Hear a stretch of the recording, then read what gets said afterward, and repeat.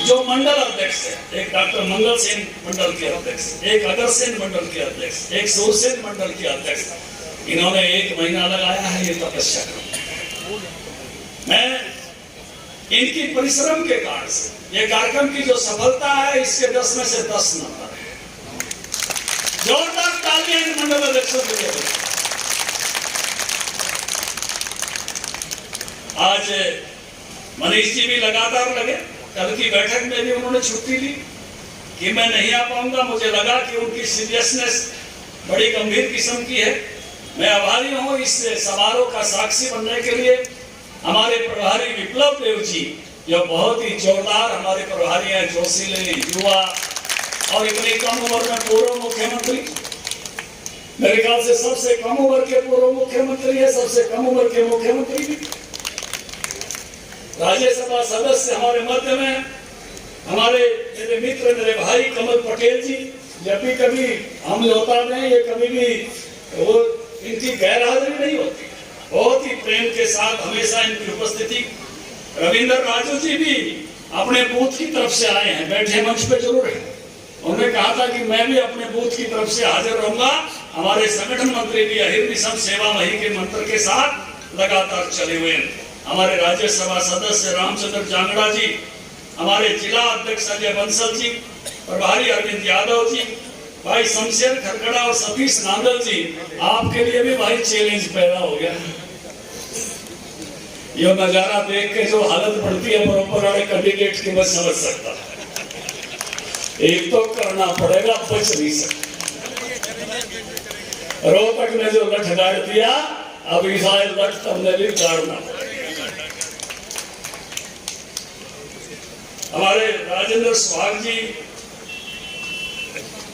मंजू हुड्डा जी, भाई राजेश भागवत जी, सतीश सऊजा जी, राजकमल सहगल जी, भाई सूरजमल कलोई, रणवीर ढाका जी, मदनलाल गोयल जी, राजकुमार भाई किसान मोर्चा अध्यक्ष, नवीन धुर जी युवा मोर्चा अध्यक्ष, जिनका नाम लिया उनका वंदन, जिनका रह गया उनका भी बहुत बहुत अभिनंदन। ये रचना बनना अपने आप में एक बहुत बड़ी बात है। आज पत्रकार ये खड़े मेरे से पूछ रहे थे जब मैं घुसा था, बोले हुड्डा साहब कह रहे हैं बीजेपी इवेंट करती है। बीजेपी इवेंट नहीं, हुड्डा साहब मोमेंट करती है। जो हार्ड फोड़ खसरा है, कांग्रेस से नहीं हो सकता। ये आसान काम नहीं है, ये बड़ा मुश्किल काम है। ये हरियाणा में इसके लिए मुश्किल काम के लिए कहावत है। कांग्रेस तो प्रदेश का नहीं बना सकती। अरे एक अध्यक्ष को लठिया के तुमने दिल्ली में उतार दिया अशोक तंवर को, एक बेचारी शैलजा को तुमने अपनी कार्यकारिणी नहीं बनाने दी, और तीसरा अध्यक्ष भी रोज कहता है कार्यकारिणी आवेगी आवेगी आवेगी। एक तो पत्रकारों ने लिखना छोड़ दिया, आवेगी कि नहीं आवेगी। जिनका प्रदेश का संगठन नहीं बना, जिनका जिले का संगठन नहीं बना, जिनका ब्लॉक का संगठन नहीं बना, वो क्या बूथ उत्पन्न की बात कर सकते हैं। अरे इस पार्टी को कैसे कैसे आपने निपटाया, पूरे प्रदेश ने देखा है। आपने शैलजा जी को निपटा दिया। दलवीर सिंह जी शैलजा सिरसा जिले में अपना प्रभाव रखते थे। शमशेर सिंह सुरजेवाड़ा कैथल जींद में अपना प्रभाव रखता था, तड़ी पार करके राजस्थान ले दिया। भाई कुलदीप बिश्नोई हिसार जिले में अपना प्रभाव रखता था। ऐसे हालात पैदा किए, आज कमल लेकर हमारे साथ है भव्य विश्व। और भाई बिहानी वाले तुम समझ जाओ, मैंने कहने की जरूरत नहीं है। क्योंकि देखो चौधरी देवीलाल की फोटो हमारे पोस्टर पर आ रही, क्योंकि आदित्य देवीलाल हमारी पार्टी का जिला अध्यक्ष मार्केटिंग बोर्ड का चेयरमैन, भजनलाल की फोटो हमारे पोस्टर पर आ रही। एक फोटो और रह रही है, कभी वाह भी वाही करती।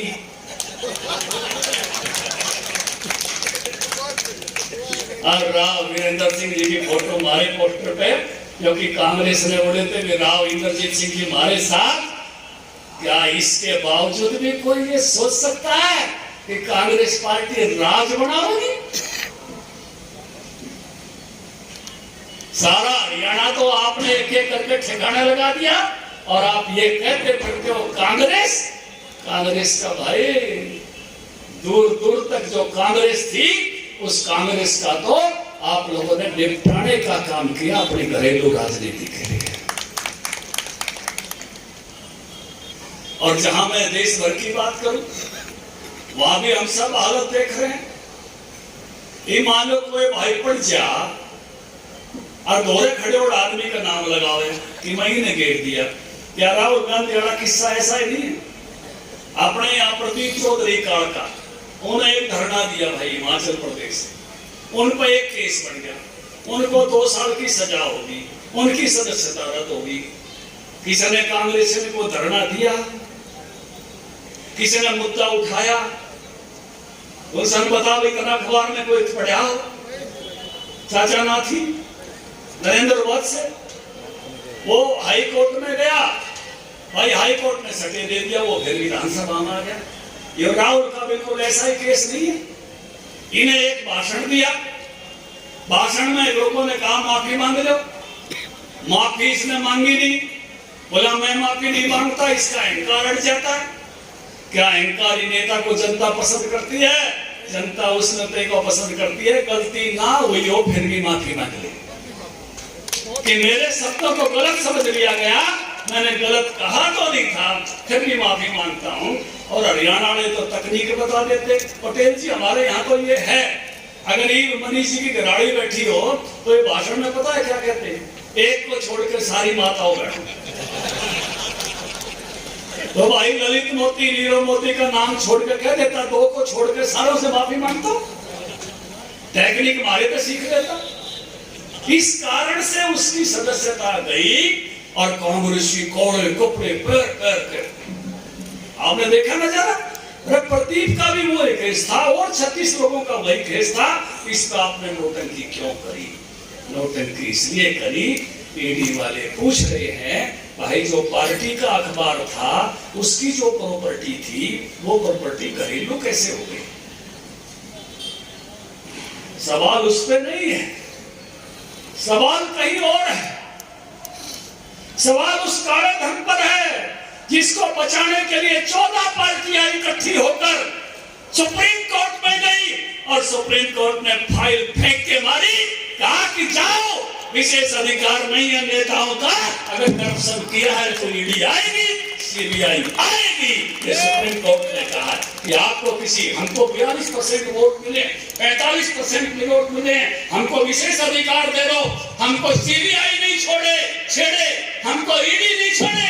सुप्रीम कोर्ट ने कहा ये विशेष अधिकार किसी नेता को नहीं मिल सकता और एक तरह से ये आशीर्वाद है भारत की जनता का।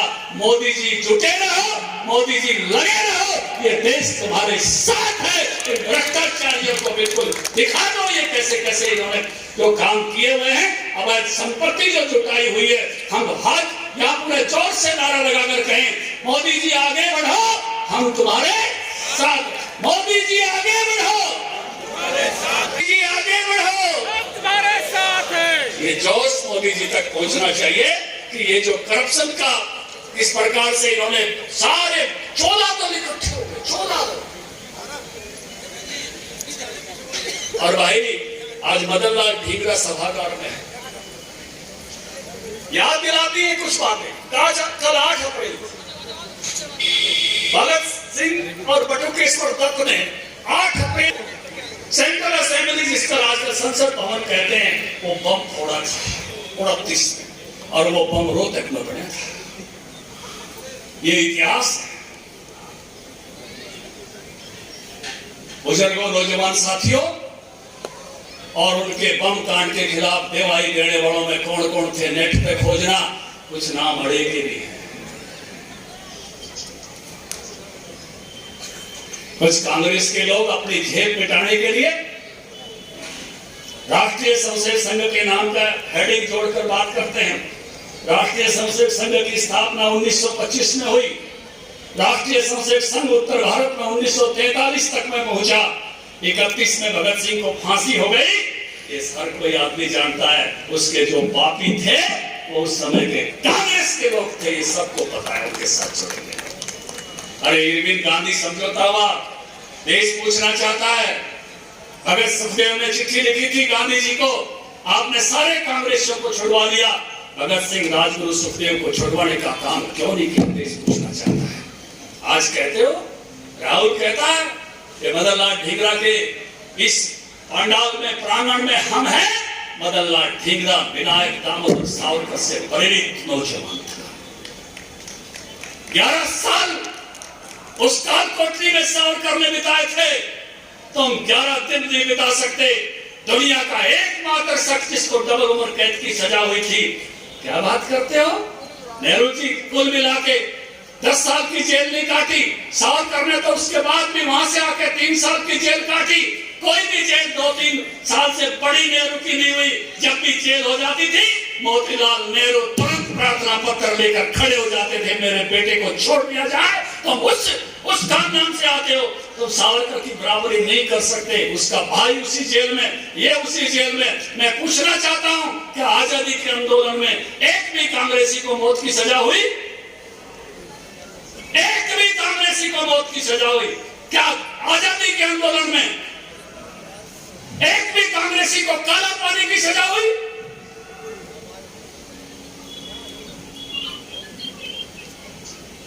ये जो तुमने इतिहास बनाया अब नहीं चलेगा। देश की आजादी के लिए 26,000 लोग नेताजी सुभाष चंद्र की फौज में बलिदान हुए। 2915 लोग हरियाणा के थे। 450 लोग शहीद हुए। 450 लोग गायब हो गए। रक्त बहा इस प्रदेश के नौजवानों का आजाद हिंद फौज में, जो इस देश की आजादी के लिए बहा। ये भगत सिंह के साथ लड़े, ये 1857 में लड़े। इन्होंने लड़ाई लड़ी आजादी की। ये वीर उन वीरों की संतान है। तुम लोगों ने तो कहा था देश का विभाजन हमारी लाश पर होगा। 10 लाख लोगों की लाश बिछ गई थी। आज इतने भाई उस इलाके से आए हुए उनके वंशज बैठे हुए हैं, जो कांग्रेस के झूठ के कारण 10 लाख लोग मारे गए और 1.5 करोड़ लोग जिसके कारण से शरणार्थी हो गए थे। रेडक्लिफ ने लिखा है अपने इतिहास में, जिसने विभाजन की रेखा खींची थी, उसने लिखा है, मैं कभी जिंदगी में भारत पाकिस्तान नहीं जाऊंगा। मैं ऐसा पाप करके आया हूँ जिस पाप का सामना मैं खुद नहीं कर सकता, जिसको विभाजन की लाइन खींचने के लिए अंग्रेजों ने यहाँ भेजा था। अरे तुमने तो भगत सिंह का बंगा गांव तक पाकिस्तान में दे दिया, जिसके कारण से उनके चाचा जिन्होंने 39 साल का देश निकाला था, 15 अगस्त 1947 को सुबह अपने प्राण त्याग दिए कि मेरी 3 पीढ़ियां जिस देश की आजादी के लिए लड़ी। मेरा भाई स्वर्ण सिंह जेल में मर गया, मेरे भतीजे को फांसी हो गई और मैं 39 साल देश से बाहर रहा। और जब देश आजाद हो रहा है तो मेरा गांव इस देश में नहीं। इसलिए 15 अगस्त 1947 को सुबह सरदार अजीत सिंह उसने प्राण त्यागे। पंचमोल में उसकी समाधि है, कभी चाहो तो नमन करके आना। डलहौजी के पास शांता कुमार ने बनाई। इन्होंने तो ऐसा देश बनाने की कोशिश की थी। इंदिरा गांधी एयरपोर्ट पे चढ़ो, राजीव गांधी एयरपोर्ट पे उतर जाओ, बाकियों के नाम डमडम एयरपोर्ट, शांता कुरुज एयरपोर्ट, गांव के नाम पे, इलाके के नाम पे। अटल जी आए तो डमडम हो गया नेताजी सुभाष चंद्र बोस एयरपोर्ट, गोपराटी हो गया लोकप्रिय गोपीनाथ भारती एयरपोर्ट, सांता क्रूज हो गया छत्रपति शिवाजी महाराज एयरपोर्ट। मोदी जी आए तो चंडीगढ़ हो गया भगत सिंह सदैव आजम सरदार भगत सिंह एयरपोर्ट, रायपुर हो गया विवेकानंद एयरपोर्ट, पोर्ट ब्लेयर हो गया विनायक दामोदर सावरकर एयरपोर्ट, नागपुर हो गया बाबा साहब भीमराव अम्बेडकर एयरपोर्ट। ये है देशभक्ति का जलवा और जज्बा, जिस सुभाष को तुमने ऐसे हालात पैदा किए, यहाँ रागनी बढ़ गई, सब आगे सुभाष तो आया ना, अंग्रेज चले गए सुभाष तो आया ना। आज उस सुभाष की प्रतिमा इंडिया गेट पर, जहाँ जॉर्ज परचम की प्रतिमा थी, वहां लगी हुई है। ये देश बढ़ रहा है मोदी के नेतृत्व में। दुनिया की 5वीं इकोनॉमी बन गया ये देश।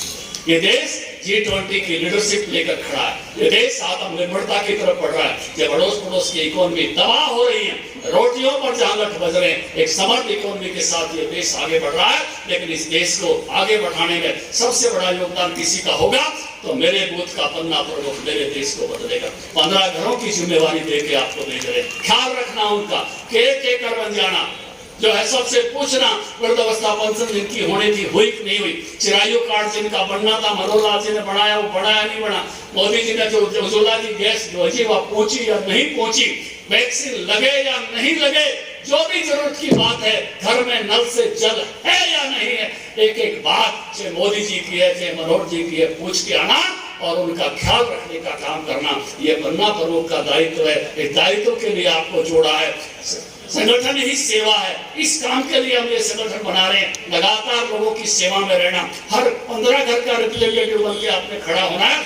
इन्हीं शब्दों के साथ जो फिर से मैं इस सारी टीम को बधाई देता हूं, जिन्होंने इतना अच्छा काम करके दिखाया है, उनका अभिनंदन है, स्वागत है। मेरे साथ जोरदार तालियां एक बार उनके लिए बजाइए कि जिन्होंने आज बहुत अच्छा काम करके इतना अच्छा नजारा उत्पन्न किया है। और एक बार भारत माता का जोरदार जयकारा लगाएंगे। भारत माता की